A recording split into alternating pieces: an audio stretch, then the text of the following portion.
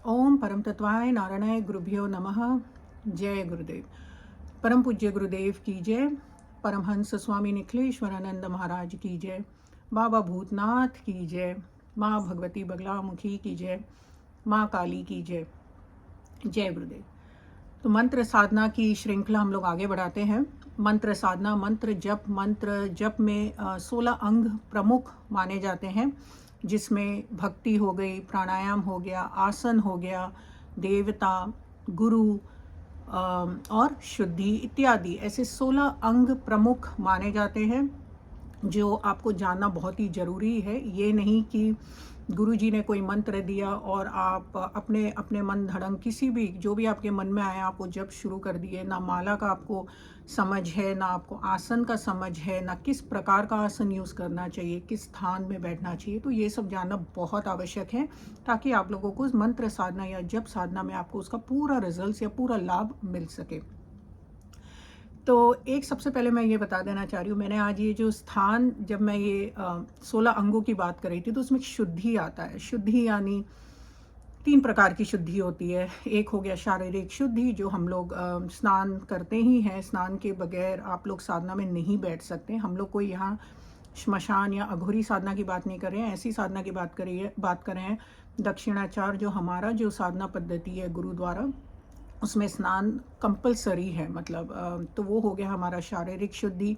मानसिक शुद्धि की जहाँ बात होती है, तो वो जैसे प्राणायाम हो गया, यम नियम पालन, ये जो अष्टांग योग हो गया, इससे आपकी मन की शुद्धि। अगेन, मन की शुद्धि अगर नहीं है, आपके मन में हर प्रकार का विकार है, आप हर प्रकार का, जैसे काम है, क्रोध है, लज्जा है, घृणा है किसी के प्रति, तो अगर आपके मन में ऐसे विकार हैं, तो आपको भी साधना में सफलता नहीं मिल सकती। तो मन शुद्धि एक बहुत ही इम्पॉर्टेंट अंग है, लेकिन आज वो टॉपिक नहीं है। आज हम लोग तीसरे शुद्धि का बात करेंगे, जो है स्थान शुद्धि। इसका मतलब आप किस स्थान में कैसा किस स्थानों का चयन करें, जिससे आपको आपके साधना जगत में बहुत सफलता मिल सके। और बहुत सफलता नहीं, कितना अधिक सफलता मिल सके। तो जब मैं ये साधना स्थान के टॉपिक पे बारे में आज सोच ही रही थी, तो मैंने आज ये स्थान चुना है। आप लोग देख सकते हैं मेरा बैकग्राउंड थोड़ा डिफरेंट है आज, क्योंकि ये स्थान मेरे गुरुजी का सबसे प्रिय स्थान हुआ करता था। जब भी मेरे गुरुजी यहाँ विज़िट करते थे हम लोगों को, तो सबसे अधिक समय गुरुजी यहीं पे बिताते थे। मतलब घर तो है, जो भी है, घर में सब सुविधाएं है, लेकिन गुरुजी को यहीं पे, मतलब एक आसन लगा लिया या कुर्सी पे बैठ गए, और सबसे अधिक समय गुरुजी का यहीं बीतता था। और उनके साथ हमारा भी जो मुस्कुराहट और हंसना बोलना, दिन भर यहीं, सुबह से मतलब चाय यहीं सर्व हुआ करता था, नाश्ता पानी भोजन इत्यादि। अगर रात को सोने भी दिया जाए तो शायद गुरुजी यहीं पे सोना चाहते होंगे, लेकिन कहने का ये अर्थ है कि इसीलिए मुझे आज, जब मैं स्थान के टॉपिक के बारे में सोच रही थी, तो मैंने यह स्थान चुना जहाँ पे मेरे गुरुजी ने सबसे अधिक समय बिताया है। और दिन भर मतलब शिष्यों का आना जाना लगा रहता था, और सबसे ज़्यादा यहीं सब लोग मिलकर बैठते थे, और बहुत बहुत बहुत हम लोग मग्न रहते थे गुरुजी के कंपनी में। तो आगे बढ़ते हैं। ये हमारे गुरुजी का स्थान है, जब भी विजिट करते थे, इसीलिए आज मैं इसी स्थान से वीडियो बनाना चाह रही हूँ। योग संहिता में कहा गया है, गोशाला वे गुरुगहम देवायतन काननम पुष्य क्षेत्रम नदी तीरम सदा पूतन प्रकृति तम। इसका अर्थ है गौशाला व गुरुगृहम। गौशाला जहाँ पे गौओं का पालन होता है, पालन पोषण होता है। गुरुगृहम, गुरुगृहम का इसका अर्थ ये नहीं कि आप गुरु के घर में पहुंचकर मंत्र अनुष्ठान करने लगे। गुरु का अर्थ और गृह का अर्थ और भी है, मैं आगे बताऊंगी, आप लोग सुनते रहे। देवायतन, देवताओं का जो स्थान होता है, जैसे मंदिर हो गए या ऐसे शक्तिपीठ हो गए जहाँ देवता, माँ सती के कुछ ऐसे अंग गिरे हुए हैं, तो वो मतलब साक्षात देवताओं का या हमारे ईश्वर का स्थान है। और पुष्य क्षेत्र मतलब पुण्य क्षेत्र हो गए। काशी ऑफ कोर्स मेरा फेवरेट है, जैसा आप लोगों का है, जैसे कई वृंदावन वाले हैं। और कामाख्या पीठ, अगेन हमने बहुत साधनाएं की है गुरुजी के साथ, और कामाख्या पीठ बहुत बहुत तेजस्वी और बहुत पावरफुल है। तो अगर आपको शक्ति साधना में, अगर आपको रिजल्ट्स और सक्सेस पाना है, तो ऐसे जो साधना है, एक और साउथ में चले जाए तो कामाक्षी जो क्षेत्र है, कांचीपुरम, वहाँ पे जैसे ललिता की साधना की जाती है। और हमारे मदुराई चले जाएं तो माँ पार्वती भगवती मीनाक्षी की साधना की जाती है। तो ऐसे कई क्षेत्र हैं जहाँ पर आप काशी, वाराणसी और वृंदावन, मथुरा और जहाँ भी है, और भी कई अन्य ऐसे पुण्य क्षेत्र हैं जहाँ पे आपको साधना करने से बहुत अधिक फल मिल सकता है। नदी तीरम, तो अगेन जो नदी के तट होते हैं, और नॉर्मली ऐसे जो स्थान है वहाँ पे कोई ना कोई नदी आपको मिलेगी ही। काशी में जैसे हमारी गंगा मैया हो गई, और वृंदावन चले जाए तो यमुना हो गए, और बाकी कामाख्या में भी, जैसे भी जहाँ भी है वहाँ नदी के तटों पर अगर आप साधना करेंगे तो वहाँ पे भी बहुत अधिक रिजल्ट्स मिल सकता है। आगे पढ़ते हैं तो गुरु का जो मैं घर बताना चाह रही थी, तो सबसे पहले गौशाला हम समझ गए। गुरु का घर, इसका अर्थ ये नहीं है कि गुरु के घर पहुंचकर आप अपना माला यंत्र लेकर पहुंच जाए और हाँ गुरु जी आज मैं यहीं 11 दिन बैठकर अपना पूरा शरण करूंगा, ऐसा नहीं होता है। गुरु अगर आपके हैं, और अगर गुरु का कोई ऐसा आश्रम है जहाँ पे गुरु जी साक्षात रहते हैं जीवित, तो वो सबसे बेस्ट है। और अगेन हमारे शास्त्रों में मैं बार बार बताऊंगी कि बिना गुरु कृपा के आपको कोई साधना में सफलता नहीं मिल सकती। तो अगर आपके गुरु साक्षात जीवित हैं, और अगर आपके गुरु किसी ऐसे स्थान पर रहते हो, किसी आश्रम में रहते हो, तो वहाँ पर आप अनुष्ठान लें, वहाँ पर आप पुरस्चरण करें, गुरु के सामीप्य में रहे, गुरु के शरणागति रहे, गुरु के चरणों में बैठकर अगर आप साधना करेंगे तो उसका अनंत अनंत गुना फल आपको मिलेगा। मतलब आप उसकी गणना भी नहीं कर सकते। अगर आप एक माला भी उस गुरु के चरणों के समीप अगर आप साधना करते हैं तो उसका अनंत गुण फल मिलेगा, गौशाला से, या मैं तो कहूँगी अन्य तीर्थों से भी ज़्यादा।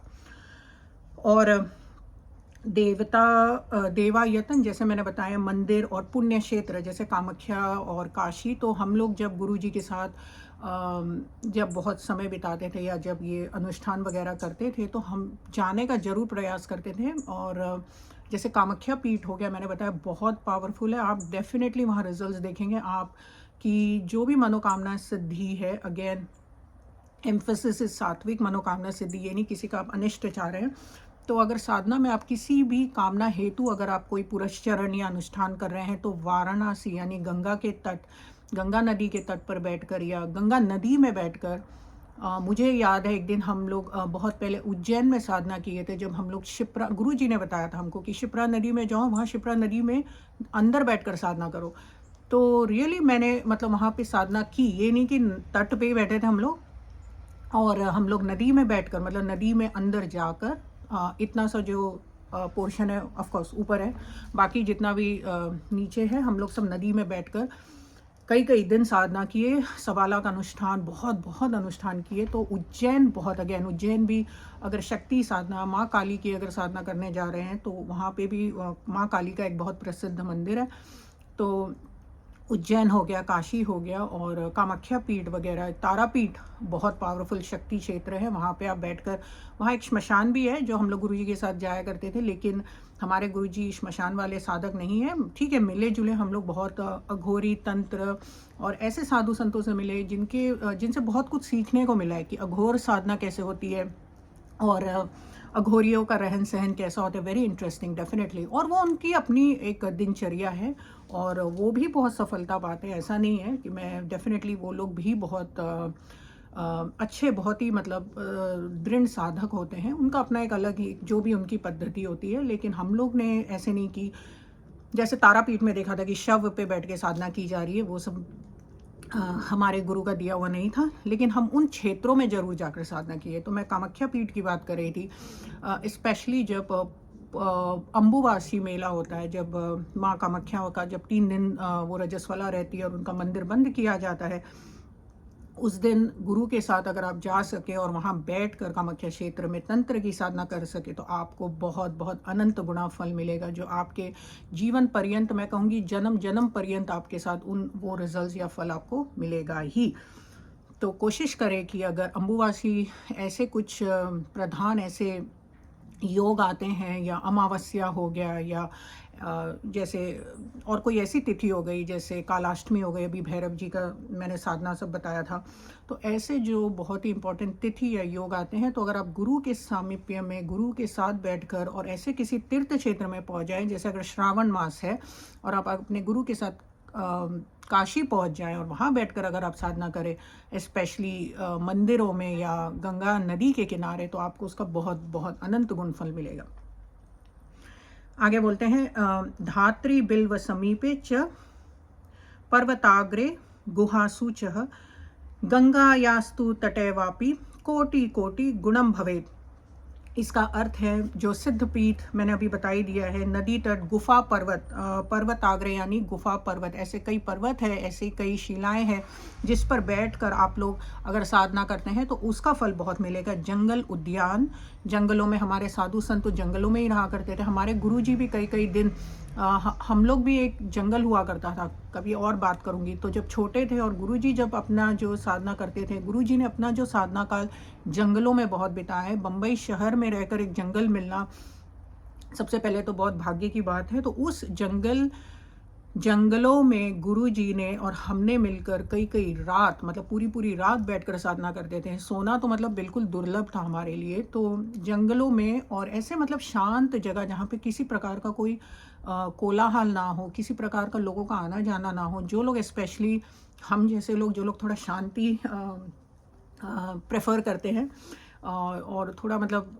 थोड़ा बहुत ज़्यादा इंटरेक्शन नहीं, मतलब अपने साधना काल में जो भी है, जैसा भी साधना है, तो जंगल उद्यान ये सब बहुत ही पवित्र स्थान माने जाते हैं। और अगर वहाँ पे साधु संत लोग निवास कर चुके हैं, जैसे आप वृंदावन जाएंगे, आप काशी जाएंगे या अयोध्या जाएंगे, चित्रकूट जाएंगे, तो वहाँ पे ऐसे ऐसे जंगल है और ऐसे ऐसे दुर्लभ संतों का आपको दर्शन करने को मिलता है। तो ऐसे अगर क्योंकि वहाँ पे ऑलरेडी वो इतनी एनर्जी बन चुकी है, वहाँ पे ये नहीं है कि शुरू से आपको कुछ बेस बनाना है, वहाँ पे ऑलरेडी उस एनर्जी का निवास है, ऑलरेडी उस एनर्जी का वाइब्रेशन है। तो अगर आप उसी में, बोलते हैं ना डुबकी, बहती हुई नदी में डुबकी मारना सीखिए, तो अगर वहाँ ऑलरेडी नदी बह रही है, आप बस उसमें थोड़ा डुबकी लगा लीजिए। हाँ, तो ऐसे स्थानों में ऑलरेडी हमारे साधु संतों का बहुत एनर्जी, बहुत वाइब्रेशंस, ऑलरेडी वो पुण्य स्थान है। क्योंकि जहाँ भी हमारे साधु संत महात्माओं का अगर ऑलरेडी चरण स्पर्श हो गया है, तो वो जंगल भी तीर्थ समान है। तो वहाँ पे साधना करने से आपको बहुत बहुत तेज़ी से रिजल्ट्स मिलेगा। तुलसी के पौधों के पास स्पेशली अगर आप कृष्ण, विष्णु, राधा रानी इनकी साधनाएं कर रहे हैं, वैष्णवी जो भी जिस प्रकार की भी साधनाएं कर रहे हैं, श्री राम की भी साधना कर रहे हैं, तो ये सब जो तुलसी के पौधे होते हैं, अगर कुछ नहीं है, आपके घर में एक मंदिर ही है, तो आप तुलसी के पौधे के समीप भी आप अपनी साधना कर सकते हैं, आपको बहुत रिजल्ट्स मिलेगा। बिल्व वृक्ष, बेल जो, अगर बेल भी अगर हम बोलते हैं, शिव जी की अगर साधनाएं की जाती हैं तो स्पेशली बिल्व वृक्ष या बिल्व पत्तियों का बहुत ही विधान है। तो ऐसे जो शिव के प्रिय पेड़ पौधे हैं, तो वहाँ उनके नीचे भी बैठकर, या पीपल के नीचे, जैसे हम लोग पिपलाद ऋषि के बारे में अगर कई लोगों ने सुना होगा, तो ये सब पीपल का भी बहुत महत्व है हमारे शास्त्रों में। तो पीपल के पेड़ के नीचे या पीपल के पेड़ के समीप, तो ऐसे जो वट वृक्ष है, बरगद हो गए, बेल हो गए, या बिल्व हो गए, या तुलसी हो गई, या और भी जो भी अन्य ऐसे जो पेड़ पौधे हैं, तो उनके समीप में या उनके नीचे बैठकर अगर आप साधना करते हैं, तो और अगर आप अनुष्ठान लेते हैं कि मैं 11 दिन का या 1.25 लाख ही अनुष्ठान कर रहा हूँ, कोशिश करें कि आप उसी स्थान पर टिके रहें। ये नहीं कि एक दिन गंगा के यहाँ किया, दूसरे दिन बिल्व पत्र पेड़ के यहाँ किया, तीसरे दिन ऐसे ऐसे यहाँ मतलब यहाँ वहाँ जाना नहीं। आपको एक स्थान को पकड़िए, पूरा अनुष्ठान वहाँ पे करिए और वहीं आप टिके रहें, ठीक है। तो जब तक वो अनुष्ठान ना हो जाए, उसी स्थान पे आप निवास करें, उसी स्थान पे आप कंटिन्यू रखें। अब मैं बताती हूँ जप का फल और कितना रिजल्ट्स आपको कहाँ मिलेगा। जप का फल घर में बैठकर करने से 1 गुना मिलता है। तो अगर आप 1 माला करते हैं तो 1:1 रेशियो है। गौशाला में 100 गुना, तो अगर आपने गौशाला में 1 माला की है तो आपको 100 गुना फल मिलेगा, मीन्स 1:100।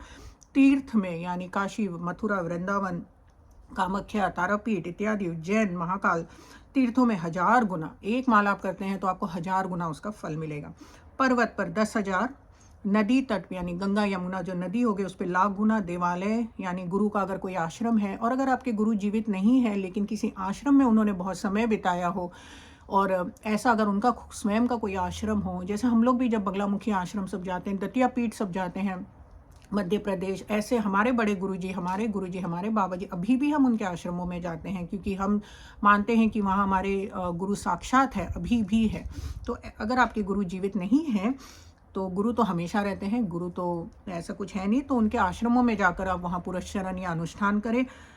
और शिव सामीप्य में अनंत गुना फल मिलता है। और गुरु के सामीप्य में शिव गुरु हैं और गुरु शिव हैं। तो मैं ये फिर से कह देना चाह रही हूँ कि गुरु के सामीप्य में, अगर आपके जीवित गुरु है उनके सामीप्य में, और अगर जीवित नहीं है तो उनके आश्रमों में जाकर अगर आप साधना करते हैं तो उनका अनंत गुण फल मिलता है। तो आज के लिए हम लोग इतना ही करेंगे। आगे और भी मंत्र साधना के बेसिक्स पे मैं प्रकाश डालूंगी और फिर धीरे धीरे हम लोग बगलामुखी काली अन्य महाविद्या साधनों में आगे बढ़ेंगे। चलिए, जय गुरुदेव। ओम परम तत्वाय नारायणाय गुरुभ्यो नमः।